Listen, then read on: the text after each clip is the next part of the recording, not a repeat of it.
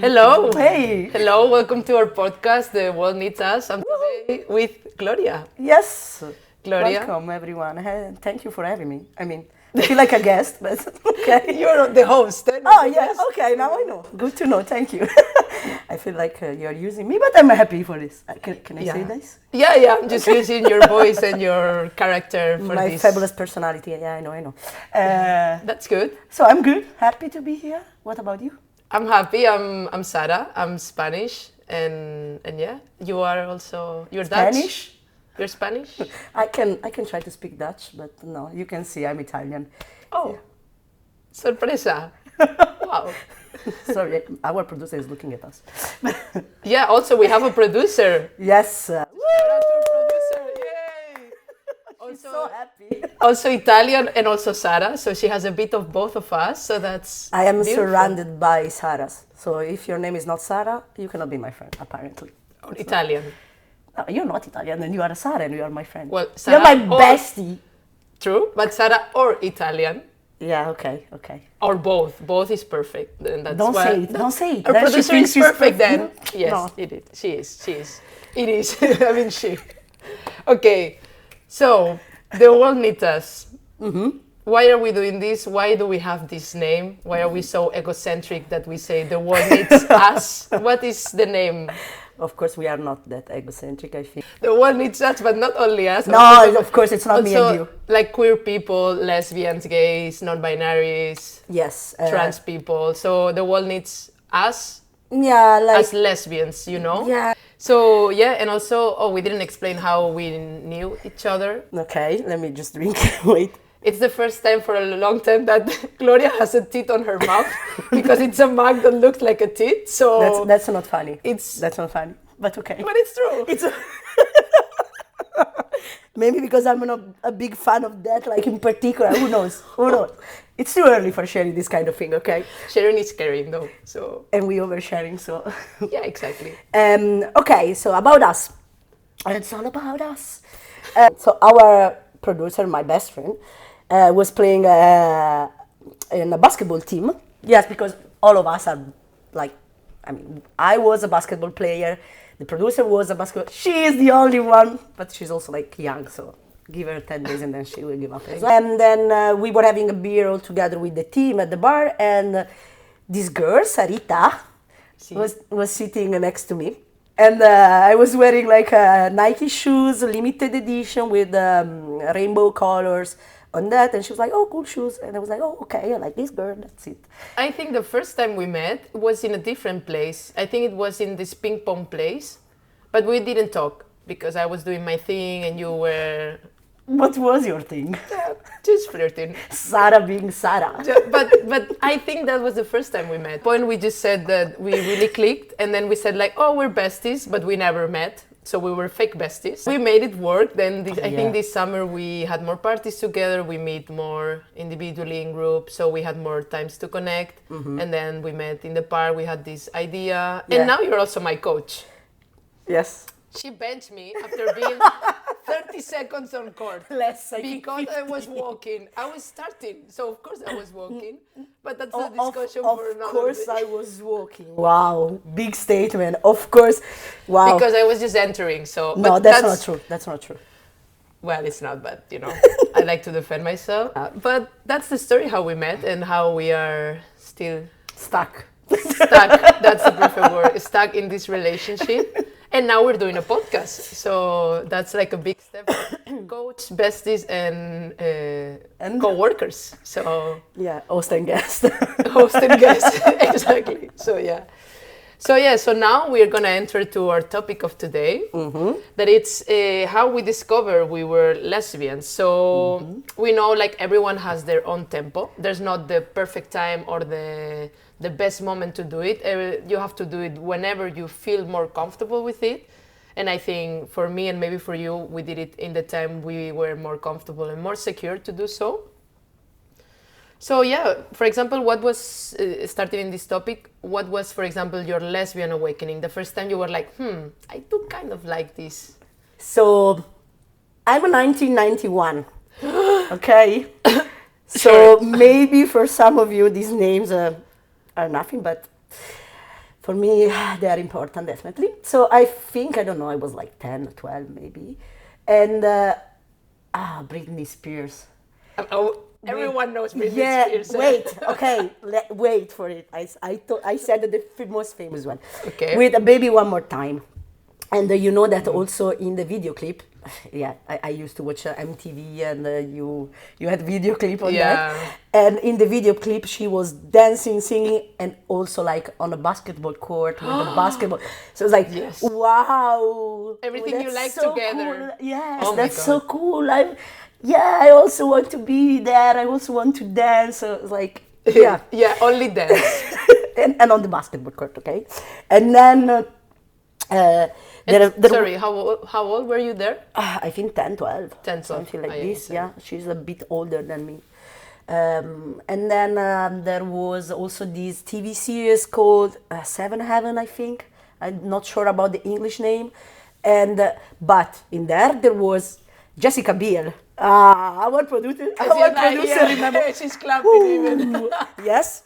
And everyone knows Jessica Biel now. She's Justin Timberlake's wife. I mean, she's an actress, of course, but I think for some, she's more famous for actually this reason, sadly. And you know, she was in this TV series. I don't know, maybe I was just in love with basketball, whatever, because she was playing basketball. Oh my God, yeah. So the name of the actress is Sarah Michelle Gellar. And Another Sarah. With the H, okay, so... Oh, well, never mind. And she was blonde, so different. And she was Buffy, you know, the vampire killer. Like and then something happened with the girl. Actually, no, something happened with the girl. And I was 15 and 6 months exactly. So I remember. Wow, so exact the date. Yeah. Fuck. So the beginning of the 20s, you know, but... And probably you were born then. I was born in 1999. No, okay. So, but you were really like young. I was 6, 7 when you were giving your first kiss, probably. It wasn't a kiss, but okay. And then I realized, okay, Gloria, you didn't want to be like them. Actually, you wanted them. Okay. Your turn now. Yeah, I didn't have a story, but... No, but you do. Like she said, like, I don't have anything to say, but whoa, okay, the Italian there. Sorry. Yeah, no, my story was when I was 12. I remember there was this program that in Spain that was called Otra Movida. So if you're not Spanish, you don't know the program. But there was these 2 girls that were... What is Otra Movida? Like another vibe, so okay. More or less. And then there was 3 hosts, 2 men. We were not interested about the men, and 1 woman. And the woman was Ana Simón. Like, she was blonde, amazing body. And then the promotional advertisement was them jumping on you know this thing that you jump? And then, I don't want to say it like this, but her breasts were moving. You don't have to say it was clear from the beginning. Yeah, but then I was looking at it like, oh, okay. And then I remember every time she was on TV, I was like, Mom, Ana Simón is on TV, Ana Simón. So I was fucking obsessed. Mom knew it. Mom knew it since that moment and before. So then that was my crush. But then I realized the other day, no, actually yesterday, watching Instagram, that my real crush was Catherine Zeta-Jones and El Zorro. But I loved the movie, but I thought it was because of Antonio Banderas. Because in their scenes, I was like, wow, so hot. But it was Catherine Zeta-Jones, and I realized yesterday. Yes, because someone, like a lesbian Instagram profile, put a video of Catherine Zeta-Jones, and I'm like, and I had the same feeling as when I was a child, and I'm like, it was for her. It was never Antonio. Oh, probably you broke Antonio's heart now, but okay. Yeah, I'm sorry, Antonio Banderas. If you're watching, I know you're watching. I'm sorry, but no, it was not you, man. I'm sorry. Yeah, I can survive. So yeah, so that was my 2 lesbian awakening, and you had these crushes. Internally, you realize these crushes, but externally, what were the childhood signs that your family could see, your friends? What was like that your family was like, yeah, she's gonna be a big lesbian? Okay, we have different signs. So, first of all, I think so. I went to Italy, I don't know, a month ago, and I was looking at some pictures. That was like between 5 and 10, and so I used to celebrate Carnival. My mom loves Carnival still. I mean, she's like 15 and she goes to party in Carnival like completely dressed. Yes, your mom is a diva, a legend. And so, of course, I was wearing something every year. And in the picture, so once I was a Power Ranger. In another one, I was like a charming prince. In another one, I was Robin Hood. So, yeah. Science. And the second was, I mean, you know, like I said, I was born like 30 years ago, so it was a bit different. You had kind of stereotype, more like, I would say, like stronger. And for example, I used to play football, soccer, with all my male classmates. I was the only one since I was like 6. I was always playing football with them. Yep. Yeah, and I never liked, you know, this is another stereotype, but like dresses, makeup. Yeah, I think you. my mom, she didn't care. Like, you can wear what you want. But did I'm she not try like, to put you dresses and everything, or she bought them and never? No, she always asked me, do you want to wear Yeah, this? but when you're one, you don't reply. No, okay, but I can like, I don't know, when you are one, actually you don't really wear But like do you- skirts, but Well, yes. Do you have photos when you're a child with dresses, for example? only 2. Okay. So it's not. But then when you had like a bit of reasoning, you were like, no, this is not for me. Yes, this is not for me, but I love to wear dresses for weddings. Oh, really? Yeah, I feel like a butterfly. It's like, Oh, it's so cute. I didn't notice. no? Okay, I will show you some pictures So- about me, like with dresses. So then if now I get married, you will come with a dress?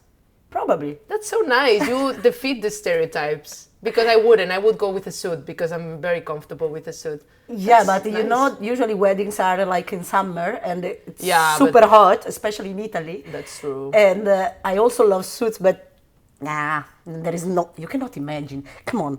Yeah, summer. Yeah. Wow, okay, that's nice. Yeah. Your turn, tell me more, girl. Oof, I was in a very young age. My mom wanted a girl, wanted the princess experience, to put me dresses, do things on my hair. And when I was really small, when I was in kindergarten, she put me dresses and I was already like trying to take them, you know. And my mom was like, oh, this child is not going to be very feminine. And every time she did something on my hair, I would take it out. Like, I was really annoyed with feminine clothes in my body. So that there was that one. Yeah. Then I actually, talking about costumes, I was dressed as El Zorro. Because I wanted my Catherine Zeta-Jones. Everything connects now on my mind. So you wanted to be Antonio Banderas I wanted to be Antonio Banderas. for having Catherine Zeta-Jones. Yes, because I did love him, and now I get why. I wanted to be married with Catherine, you know, to have our little villa on the mountains. My God, amazing. And then I also, it's maybe a stereotype, but I've been playing basketball all my life. I've been dressing not very masculine. Now I dress more masculine than before. But, you know, also my dad, for example, said when I came out, like, oh yeah, I could see you on the court, like the way you move, you know. So it was obvious for them, yeah. And also, you know, I felt really uncomfortable when I was like young. And in Italy, when you go to a club, you have to be yes. dressed in a certain way. Like men yes. with the shirt white or Yes. like light blue, this kind of thing, because there is a selection. And for so girls, horrible. like skirts or dresses or heels. And I did that because I felt like I had to. And I felt uncomfortable. Yeah, of course. And now, but I think in Italy it's still like this. Not everywhere, but in in some the clubs, straight clubs, very yeah. straight clubs, it's like this. And I'm so happy here. You Yeah. can go in your pyjama, and it's Literally. fine. You know, a fun fact, super random, but my first kiss was with an Italian man, Nicola. I think he was his name. Yeah, without the accent, otherwise it sounds French. Nicola. Yes. Nicola. Perfect. Yeah. Nicola. Shout out to Nicola. How lucky is Nicola? Eh? How lucky. Well, no, when I was 15, I was not. He was not lucky. But yeah, just curious fact. Yeah, okay. And you had like really a realization moment that you said, okay, I am lesbian. Not that you have this, oh, I want to be with like them, But maybe the moment that you're like, okay, yes, this is who I am and I want to be with women. I don't know if I'm weird or lucky, I don't know, whatever, but actually I never thought too much about it. I was just living, I was just going with the flow, and and then in the end I was always like, I want to be with a girl. So Nice. I never like stopped myself to do something because it wasn't socially accepted, something like that, like for the society. Socially accepted, yeah. Yeah. I mean, I was also like in a good environment, okay? Family, friends, basketball, I think, gave me, I don't know, 80% of my, or like this feeling. And so I cannot think about a moment when I was like, yes, I'm a lesbian and just go for it. So it was inside your body every Yes, time. yes. There was not a realization you were that. So there was no question about it. Yeah, because it's like I am lesbian, yes, but I'm not a lesbian Gloria. That's the Yes. thing. So It doesn't define you, the fact that you're lesbian. Not at all. I mean, yes, a lot, but Yeah, not like that I have to say it like Exactly, this. like come out like, yeah, I'm lesbian, you know, Yeah, you're just exactly. Gloria, and the part of lesbian comes within it. Exactly, and It's nice. Yeah, how was for you? yeah, I think for me, I knew since I was 12 because of this story of this advertisement. I started to realize that I maybe like not to be friends with them, not maybe more in a, you know, a relationship way. But I think I struggled to come into the next topic, that is how I came out. I think I struggled from since I was 12 until 18 to not realize, but say out loud, hey, I'm lesbian, you know, I'm proud of it.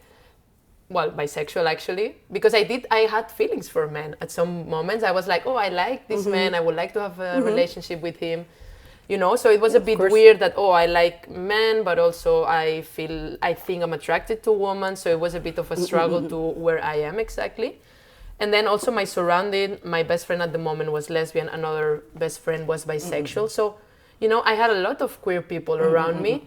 But then it took me like 6 years to come out, and it was not because of my environment or because of my family, because they are freaking amazing, you know. So I just didn't come out. But I think since I was 12 and the upcoming years, I realized, yes, I am bisexual at the moment. And then now, some years ago, I realized I'm lesbian. But sometimes it can happen that I can make out with a guy just because. You know, so that's why sometimes I say queer, but of course I'm a proud lesbian. But sometimes it can slid making out with a gay man or a man, you know, like Why whatever. not? Mainly gay men, I prefer to make out with gay men. But yeah, but the way I came out also, it was really nice because my family, I'm from Barcelona, but you know, my family is from the south of Spain, from Granada, best city. If Oh, you have to wow. go to Granada, okay? And then, you know, it was the moment I wanted to make it a bit romantic with myself, to have like a come out session with my family. Oh, you planned something then? Not planned, but I wanted to do it there because Granada for me it's a very special city. My 4 grandparents are from there, so I just love the city. And I was like, okay, I'm gonna come out here with my parents. I came out with my mom. I said like, hey, mom, you know, I do also like woman. And she was like, Really? Wow. yeah, like that. And she was like, yeah, we know. She was like, and I was super dramatic, like in a cinema. But it's Sorry, never. wait, I can imagine like a Spanish soap opera like this. Yeah, I was like, My head. did you hit yourself? Of course you did. in the first program. But no, but I told her like, is this gonna change our relationship? I love drama, you know. And she was like, Sarah, of course not, you know. And also my dad was super chill, like, it's okay. I saw you how you play Please basketball. tell me something to Yeah, know. something new. Yes. Something new. Let's do something. Yeah. And my brother was also super chill. He was like, oh, that's so cool. you Yeah, we know. can talk about girls. Yeah, almost that. And my friends were like, yeah, we knew. Others, oh, that's so cool. So no one never was like, oh, what a surprise. And also now every time I meet someone, even though it's really obvious sometimes because of the way I dress, I always try to come out like the first minute I talk with them. Because I'm like, if you're going to be an homophobe, don't waste my time, you know. So, but in a natural way, like imagine I just met you and I'm like, oh yeah, I was in the weekend with my girlfriend or with my ex-girlfriend, you know, like trying to put out there that I am queer, Oh, okay. you know. No, I don't think about it actually. I do, because I don't want homophobic people in my life, and I want, if it's gonna be a problem for you, I'd rather to be the problem minute one, and then you just don't talk to me. I don't know. I like to think that it's really difficult to meet someone like this, so homophobic. Sorry, like in my street, like I wouldn't start to talk to you. Yeah, but Even you though don't I know don't- sometimes, eh? Yeah. But mine was, I did this really late. I think I had this conversation with my mom, like with my mom at least, when I was 28.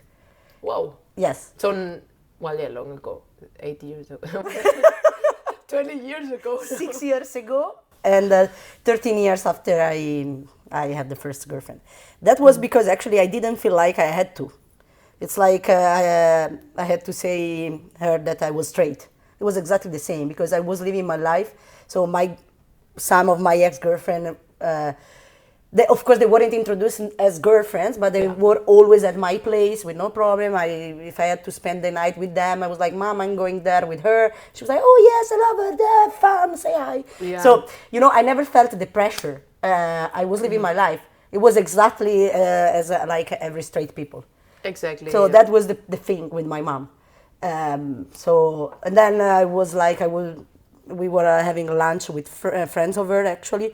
I remember on the balcony, we were a bit drunk, and I was like, yeah, Mom, this girl actually was a girlfriend. And then we had the conversation like, yeah, this, and she was like, yeah, I know. Of course I know. Knew. I Yeah, didn't ask they you. always know. Moms always. Always. I never asked anything because I didn't want to ask, and I was like, if she want to talk about this, of course I'm here. But there is no difference. So No, of course. So I wanted to tell her, hey Mom, I'm straight, to see like a reaction. I'd be like, that's a surprise. Did you expect that?